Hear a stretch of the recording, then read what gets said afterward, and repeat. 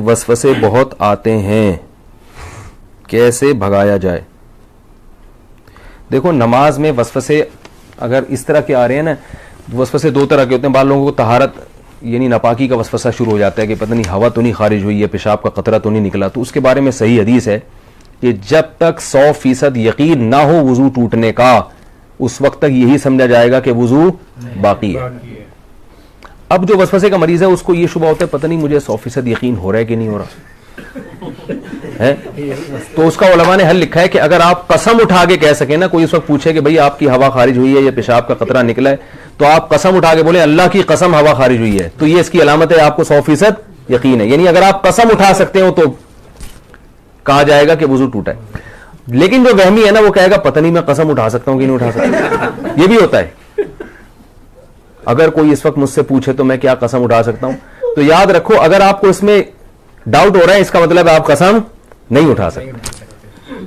क्योंकि जब आदमी को यकीन होता तो कहते अभी रात का वक्त है ना, मैं आपसे पूछूं भाई जोहर है या रात है, तो आप कसम उठा के फौरन, कोई कितना ही वहम का मरज हो, आप कसम उठाने में हिचकिचाओगे नहीं। तो अगर ये हो रहा है पता नहीं कसम उठा सकता हूं, तो ये इसकी अलामत है कि आप कसम नहीं उठा सकते और आपका वुजू नहीं टूटा। फिर ये फिक्र ना करें कि हकीकत में हवा खारिज हुई है नहीं हुई है, बस अल्लाह उसके रसूल ने जब कह दिया कि आपका वुजू बाकी है तो वुजू बाकी है। दूसरा वसवसा तजवीद का होता है। अल्हम्दुलिल्लाह को अल्हम्दु पता नहीं हा हलक से निकल रहा है कि नहीं निकल रहा, ये भी होता है। इतनी जोर जोर से पढ़ते हैं कि साथ वाले के लिए नमाज पढ़ना मुश्किल हो जाता है। तो ऐसे वसवसे के मरीज को चाहिए बस जल्दी से पढ़ लिया करे। किसी ने बड़ा अच्छा मलफूज भेजा हजरत डॉक्टर अब्दुल हई रहमतुल्लाह अलैह का, कि उनके पास एक शख्स आया और कहने लगा मेरे तो सर्दे ही बेकार हैं, मेरी तो नमाज ही बेकार है, नमाज में दिल ही नहीं लगता और वसवसे आते हैं, पता नहीं कहाँ तवज्जो होती है, ऐसी नमाज का क्या फ़ायदा, ऐसे सर्दों का क्या फ़ायदा। उन्होंने कहा ये जो तुम अजीब सी और अजीब से सर्दे कर रहे हो जिसमें तुम्हें वसवसे आ रहे हैं, क्या ये सर्दा मुझे कर सकते हो ऐसा सर्दा? उन्होंने कहा नहीं ये तो नहीं कर सकता। कितनी क्या प्यारी दलील थी। उन्होंने कहा इसका मतलब है कि ये वही सर्दा है जो सिर्फ किसके सामने होगा? अल्लाह के सामने। इसका मतलब ये कबूल हो रहा है, तभी ये किसी और के सामने नहीं हो सकता। तो वहम के मरीज को चाहिए भाई, इसी तरह जिन लोगों का नमाज में दिल नहीं लगता, ख्यालात आ रहे हैं, भाई है तो नमाज ना, यही ख्यालात वाली नमाज आप किसी और के सामने खड़े होकर कभी नहीं पढ़ोगे, ये अल्लाह ही के लिए। तो ये इससे मैंने ये सुना, मुझे इतना फायदा हुआ। मैंने कहा देखो यार कितनी हौसले की बात कर ली उन्होंने। भाई टूटी फूटी लंगड़ी लूली नमाज है तो अल्लाह के लिए ना, बाकी जाहिर है दिन भर मेहनत मजदूरी करेंगे तो ख्यालात तो आएंगे। ख्याल तो ऐसी चीज है जितना भगाओ और आएगा। वो लतीफा सुना है कुत्ते वाला?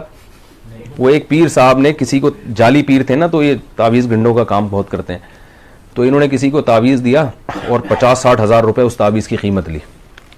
उस देहाती को कहा कि ये तावीज़ है 50-60 हज़ार रुपये का है, और अब उनको पता था असर वरसर तो कुछ होगा नहीं, तो पैसे ये मांगने आ जाएगा। तो उन्होंने उस गंवार को, देहाती को कहा ये तावीज़ जब असर करेगा, जब घर में जब तुम दाखिल होना इस तावीज़ को लेके, तो काले कुत्ते का तस्वुर दिमाग में नहीं होना चाहिए। अब आप बताओ कौन घर में दाखिल होता है तो काले कुत्ते का तस्वुर होता है? किसी के भी नहीं होता। उन्होंने बोला जब घर में जाओगे तो काला कुत्ता नहीं होना चाहिए।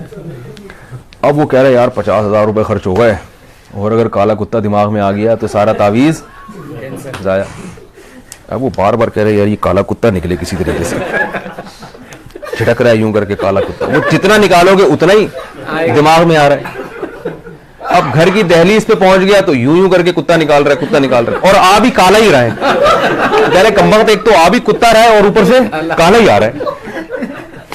भाई 3 दिन तक ये करता रहा है, घर में दाखिल नहीं हो रहा, बच्चों को बाहर निकाल दिया, खाना इधर ही दो मुझे, जब कुत्ता निकलेगा तो घर में दाखिल होगा मैं। लेकिन कुत्ते ने तो और घुसना था और घुसना था। बिल आखिर यही हुआ कि घर में गया तो जहन में कुत्ता था। बाद में आया वो अपने जाली पीर से कहने लगा ये असर ही नहीं। उन्होंने मैं देखा, मुझे तो पता चल जाता तुम्हारे जहन में कुत्ता था, और अकीदत होगी कि एक तो उनको पता भी चल गया। तो वसवसा ऐसी चीज है जितना निकालोगे उतना ही आएगा। इसलिए हकीम उल उम्मा हजरत मौलाना शरफ अली थानवी रहमहुल्लाह ने लिखा है कि वसवसे का हल यह है कि ना निकालो ना खुद से सोचो, जो खुद से आ रहा है आने दो, आने दो। अल्लाह जब इसी वसवसे के साथ नमाज कबूल कर रहा है तो ठीक है। और वजू के बारे में सोचो ही नहीं, 3 दफा मुंह धो, उसके बाद सोचो ही नहीं यहां से कुछ यहां से कुछ। वहमी के मरीज हैं उनका कभी भी वजू नहीं हो सकता, उनको आप तालाब में डबो के निकालेंगे ना 6-6 दफा फिर भी नहीं होगा उनका वजू। तो ये बहुत बड़ी बीमारी है। इसलिए जो है ये वहम ऐसी बीमारी है कि डॉक्टरों, जो नफ्सियाती डॉक्टर होते हैं ना, उनको भी बीमारी हो जाती है। ये वहमियों का इलाज करते करते जो साइकेट्रिक होते हैं ना,